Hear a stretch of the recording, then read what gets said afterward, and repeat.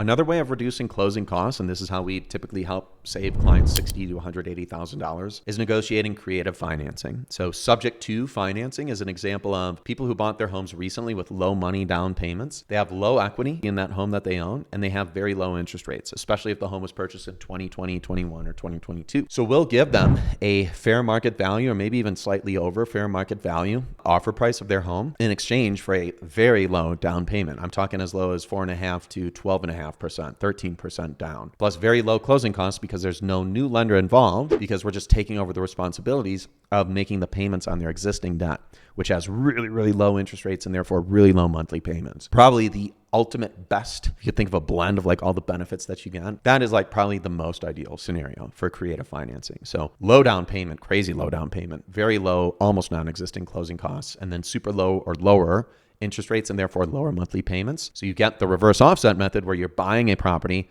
for a high purchase price or a purchase price that it's worth or close to what it's worth, low total entry into the deal, and then it's like 1-to-1 ratio of the net effective tax savings so that you have the funds left over to deploy into revenue driving enhancements post-close. Another example of creative finance that really helps us drive down the down payment and the closing costs, again, to save clients on average $60,000 to $180,000 across the down payment and closing costs, is some element of seller financing. These are typically homes that are owned by sellers for more than 5, 10, 15 plus years, and they have higher equity positions in the home. So probably more than like 30 to 40% equity position. So $1 million home, for example, that they have like a $350,000 equity position in. Well, we would say to them, hey, we're not going to put 35% or $350,000 out of $1 million down on this home today. What we would happily do is we'll put like 120, 150, 12 to 15% down, and then seller finance that remainder 230,000 over like a 30-year period, and then maybe like a 10 or 7 or a 5-year balloon. So this way, again, we might buy it at fair market value or slightly higher than fair market value. That's the one like give and take trade-off that we might need to give to the seller in order to make the deal work. But we win massively